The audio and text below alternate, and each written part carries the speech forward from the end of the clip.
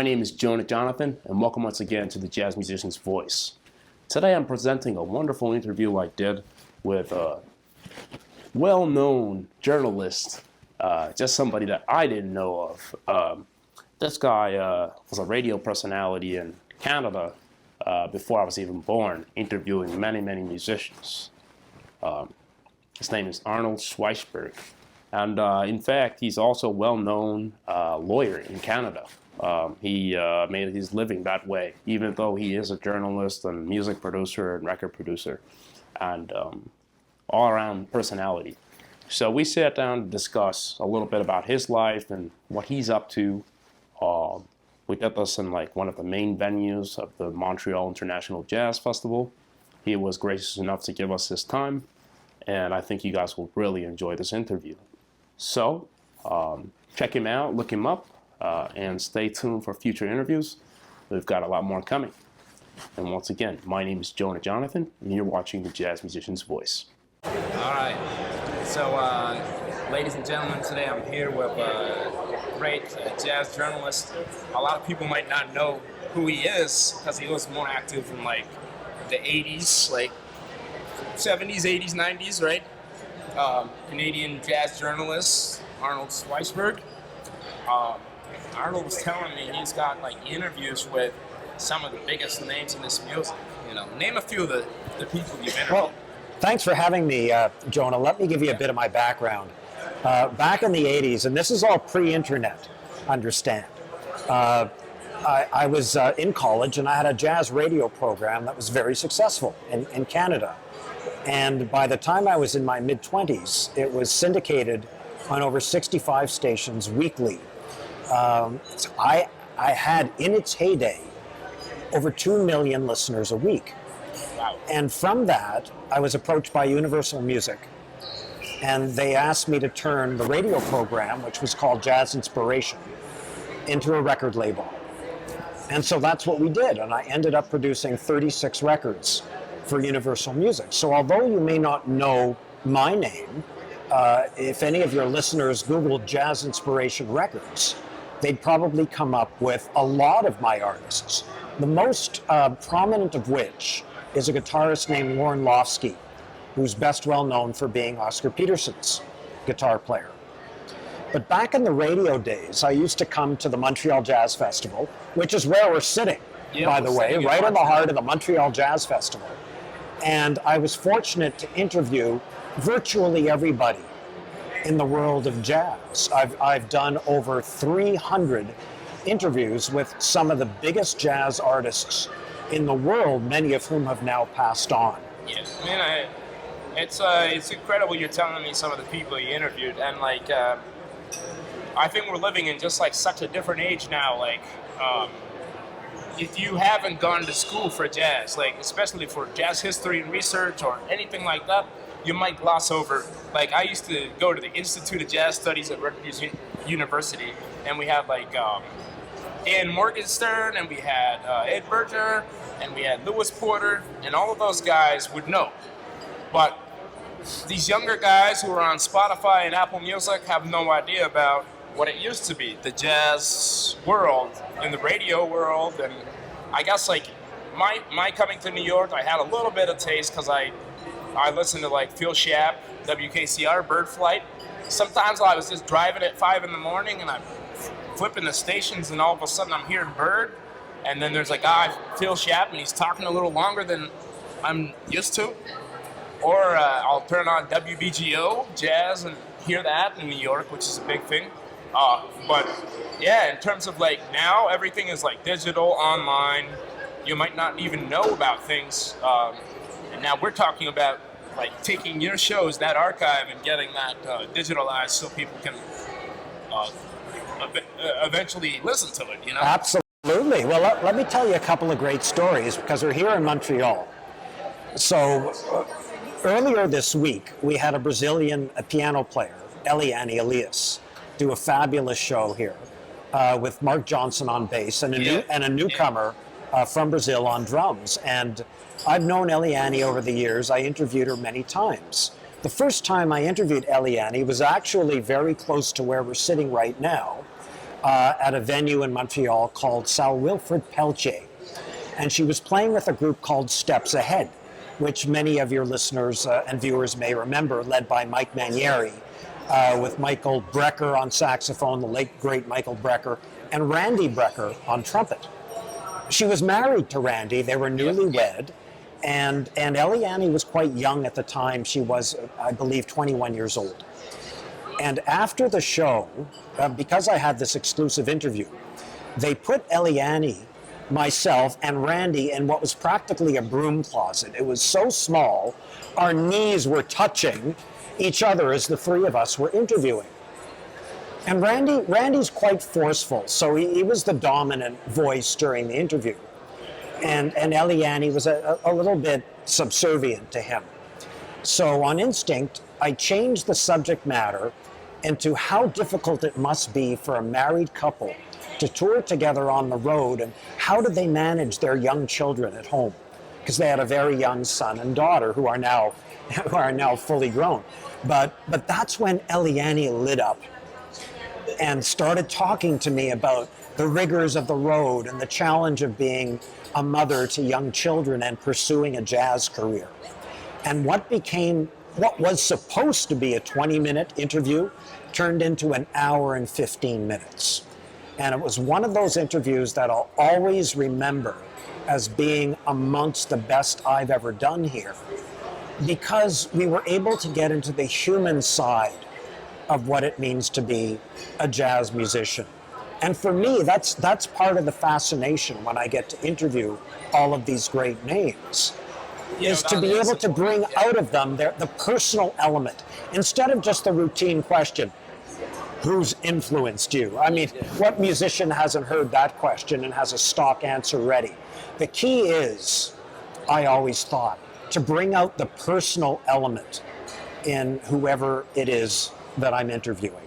Absolutely. I mean, I've had conversations with some of these guys, and some of my favorites are like, when I'm talking about, I talked to like Chuck Israels, telling me about great bass player time with Joan Baez and Scott LaFaro, and talking about how Scott had all the ladies and the dynamics of that stuff.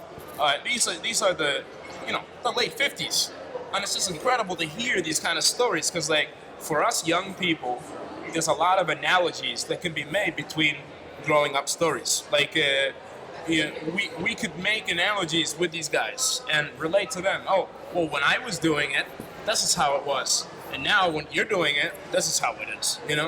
And I think that's great. Yeah, and I do know of her. In fact, I'm in touch with her management to try and do an interview, because I remember coming here probably like 2012, and I didn't really know too much about her. I knew her name, but I got a record in Light My Fire. She was singing like The Doors, which I really like.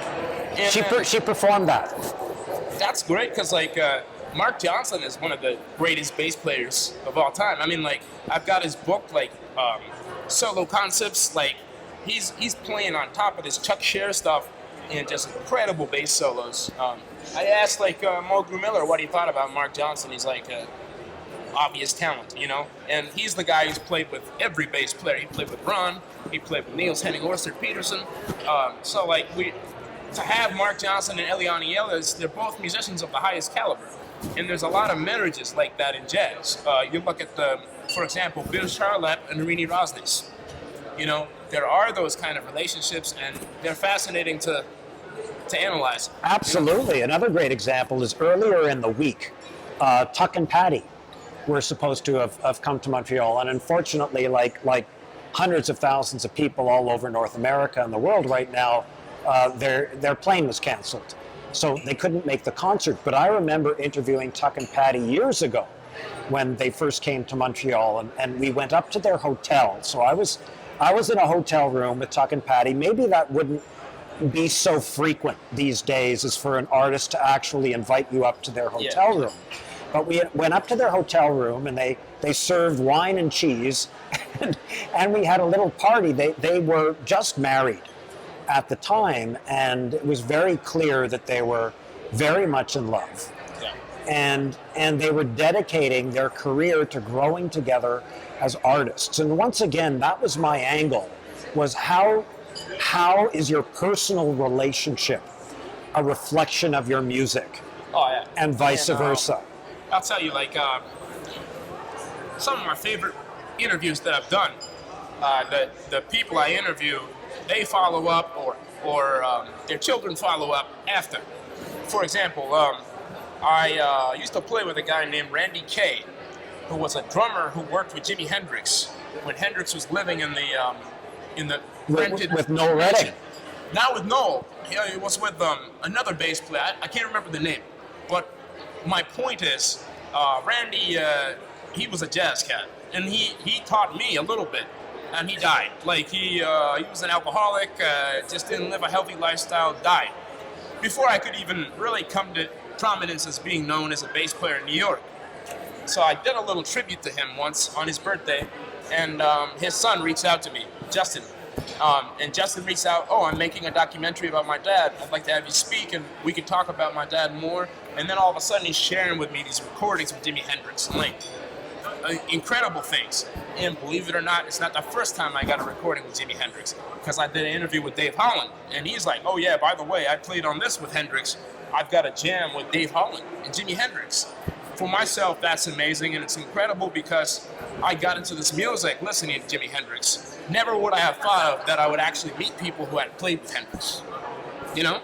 And it's only like those kind of things you're going to learn about by doing interviews and speaking with people and having interpersonal relations, you know? Again, that's always been it for me, is drawing out the personal elements of what you're doing. And another story comes to mind. I was producing a Canadian singer many years ago named John LaBelle, who actually has an excellent career in the UK right now. And we were recording a solo record with him on voice and a Montreal guitarist. That's a very difficult thing for a vocalist to do. That's a very naked situation in the studio. And John wasn't happy with his performance. He felt his voice wasn't smooth. It had certain elements that was cracking up a bit, and he didn't want to continue recording. So I said to the engineer, let's just take a break, and I took John outside the studio, and he said, no, I don't want to continue. I don't sound good. I'm not feeling it. I said, John, you're singing some very emotional material. Sweet Lorraine, I believe we were recording. And those cracks in your voice that you're so anxious about, they're reflective of the emotion that you're feeling during the song. And don't be apprehensive about that. Don't be embarrassed or anxious about that. Don't be afraid to show the emotion you're feeling during the performance.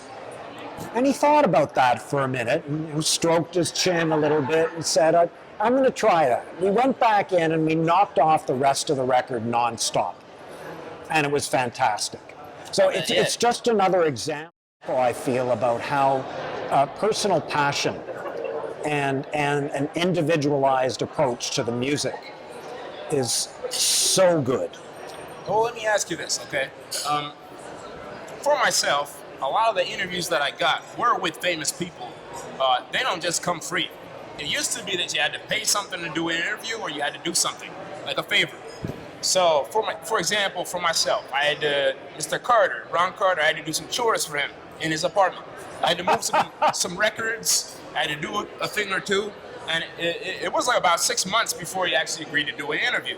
Same type of thing like Mulgrew Miller. I had to do a couple of things, and then it was right before a concert, and it was like, it had to be right in this moment. He had to mute the piano. But it's like almost those stories are some of my favorite. I mean, like, I did do the hotel with Oliver Jones. Oliver Jones. We went in his hotel room. That was something. Oliver's a great guy. I mean, like, another one is like, believe it or not, like Johnny O'Neill, one of the most famous pianists in New York now. Johnny, I would probably give him a ride home for a whole year. Whenever he asked, hey, Jonah, you give me a ride to Yonkers? I would give him a ride, and like we might have to make some stops and run some errands. That's how much stuff Okay. you gotta do before you can finally get that interview. Well, then I'm lucky. All I had to do for Bobby Mcferin was roll him a cigarette.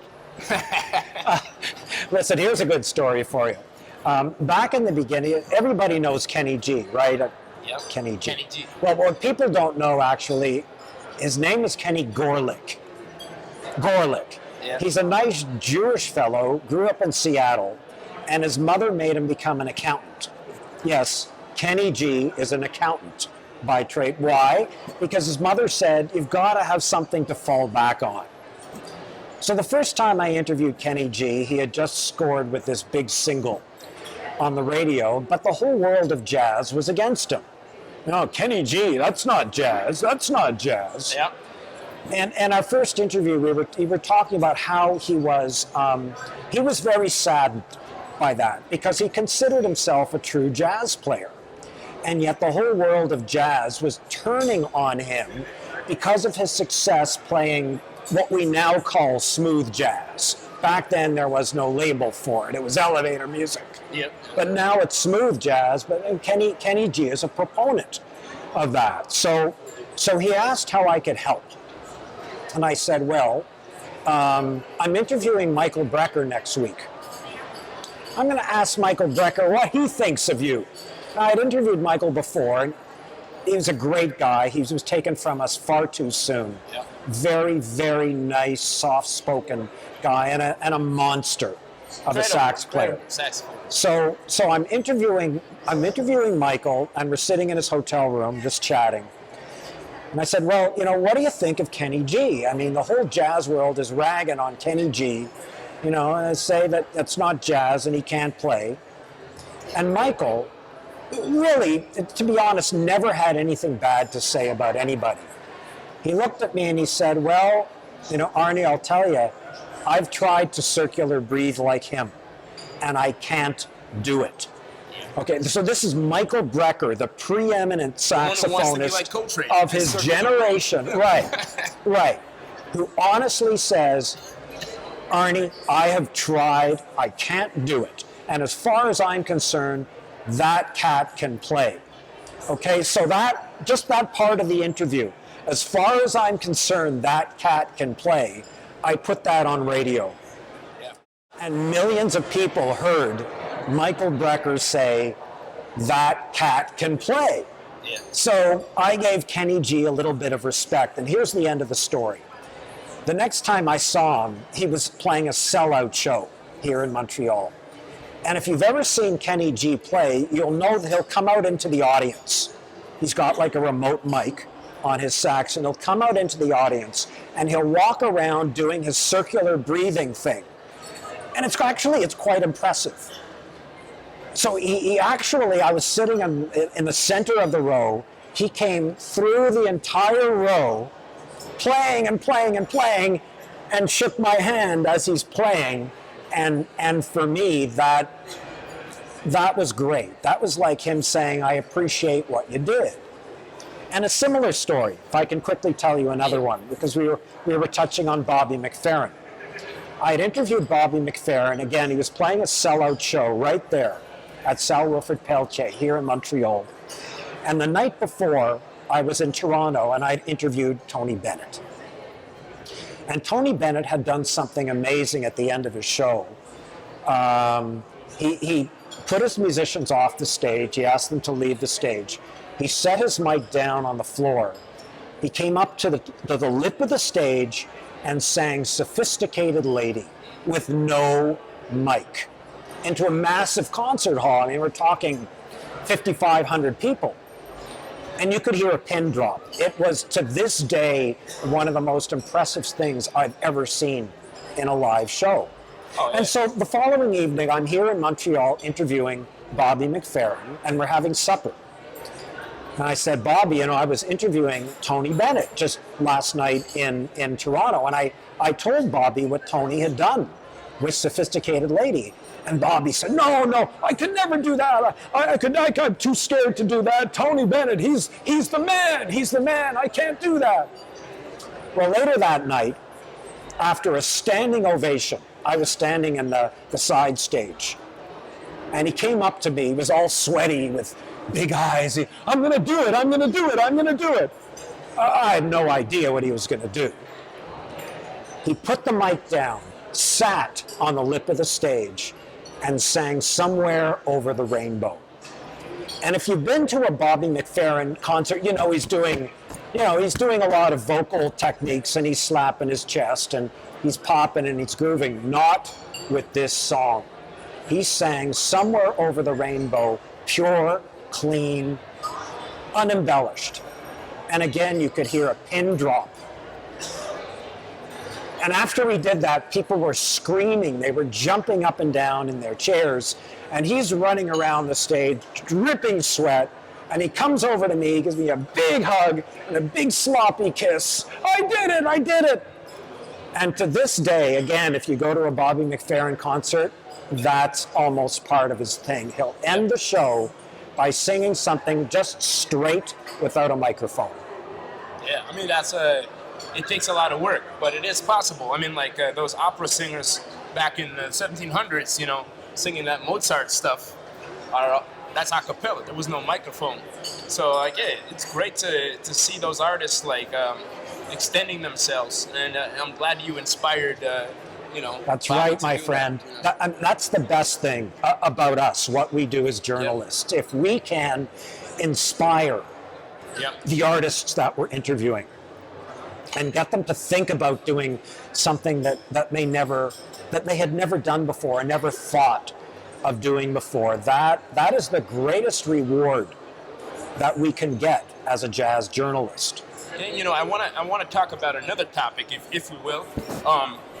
So, you know, what's something that inspired me about this cat right here, when you search his name, he's actually like a well-known lawyer in Canada. Oh, you just had to bring that up, didn't you? We're talking about the day job here. This is an important topic that I've been talking about in my series, like having a day job, having something to have some stability in your life so that you can build a healthy and long-lasting life as a musician.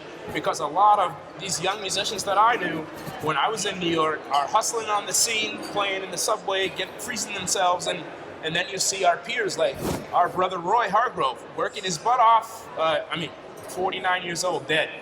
We don't want those kind of things, so what kind of life can we build so we can live long term?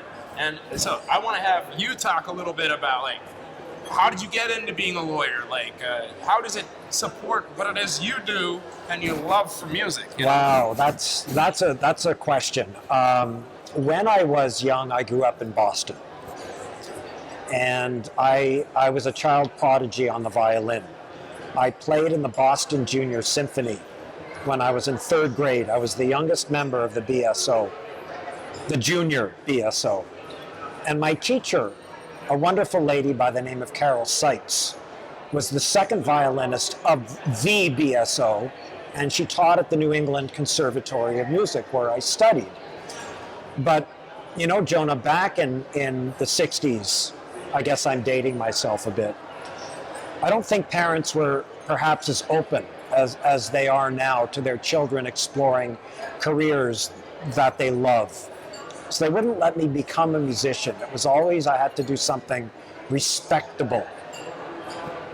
And I was argumentative. I was always trying to make a position. So I studied law because I considered it intellectually challenging.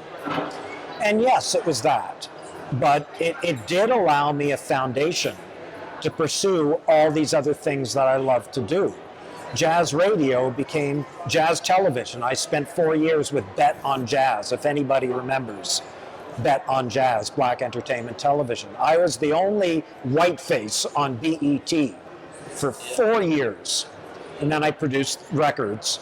And then more recently, I produced 5 major jazz festivals in Canada. And I was able to do all of that because I had the solid foundation of my law practice. Yeah, I mean, like, it's a no-brainer. Like, for myself, I'm fairly new, but I'm getting myself established in insurance, and you know, it enables me to have an income that I would not have otherwise. You know, in terms of, like, insurance, for myself, it's still fairly new, but I'm realizing Okay, stable apartment. I live by myself. No one messes with my gear. No one messes with my bass. I have a place to practice. I have income so that I can exercise. I can eat healthy food. I don't drink because I'm exercising. It's all of those things. And the reasons why I'm interested in that, I got a son. I want him to be able to see me live long. But I also am a student of guys like Mcferin, my teacher, who died. Mulgrew Miller. Yeah. He died of a stroke. Yeah. And I went and saw him before he died. And that was shocking. To be there, I mean, my professor David Dempsey, a saxophonist, is there, and Kenny Garrett is there. Kenny Garrett, fabulous guy, fabulous guy. At Mulgrew's bedside. And, you know, sure enough, I find out the next day, yeah, we're going to have to pull the plug. And Yeah. that messed me up for months, you know. I was fortunate enough, though. I got to play at the Mulgrew Miller Memorial Show at Dizzy's Club Coca-Cola with some of the greatest names in this music. It was, I mean, we're talking about Steve Wilson, Steve Nelson, Cyrus Chestnut, Russell Malone, Louis Nash, like the top of the top. But it was not a celebratory event, you know. I understand. We were somber, and in fact, like I don't know how to deal with grief at that time. So perhaps I didn't take it as seriously, and some of the older cats took that the wrong way. Only when you get older you realize, you know, you need to respect some of these things. Like only when I started studying more about Mulgrew, like how successful and talented this guy was. So like for me, the motivation was, yes, you need a job. Yes, you need the stability. And I even remember having an interview with established guy David Binney. Binney told me, he was like, you know, the best thing for me was when I got a day job. I worked in an office for 10 years, and I used that money to study with every single major saxophonist that I wanted to. Well, let me inspire your viewers with another story, since you were talking about your son. My son Sandor is a world-class piano player and keyboardist. I encouraged him to pursue that, but also to have something to fall back on. So he's a paramedic. But here's what happened. He kept plugging away at his music career, and he ended up hooking up with a rapper named Dosanjh Diljit. He's a Punjabi rapper who now has YouTube videos of over 40 million views. Yep. So you stick with it long enough and you have that foundation to fall back upon. So when your music career breaks wide open, the world becomes your oyster. You have so many opportunities. And you have a lot of different things that you could do, you know? Yeah, I never would have thought, okay, he's going to hook up with a rapper from India. Yeah. But the numbers are absolutely stunning. And you know, I'm talking about myself here, and I don't like to always do that, but like, it is crazy when I'm working a job in Vermont, like at a Best Buy, and somebody comes through. I've seen your face before. You're familiar. Are you from around here? No, I'm from California. Someone saw my YouTube channel in California, and is in the small world of Vermont is telling me they saw me on the internet. I mean, that to me, that's pretty awesome. You know, that ability to share this music and share like the stories of others with others. That's a huge advantage, you know, Jonah. In my day, I was limited by radio. I mean, probably your viewers will find this hilarious, but and now you edit with a mouse. I used to edit with a razor blade. Yeah. You now distribute everything by YouTube or over email, or you use a Dropbox. I had to upload my radio show to a satellite, and the satellite would broadcast the radio show to the 6 dozen stations that used to carry it. What I'm saying is it's a lot easier now to reach the global fan base that exists. Yeah, it's out there. And that's a tremendous advantage now that I believe YouTubers such as yourself can really leverage to your benefit.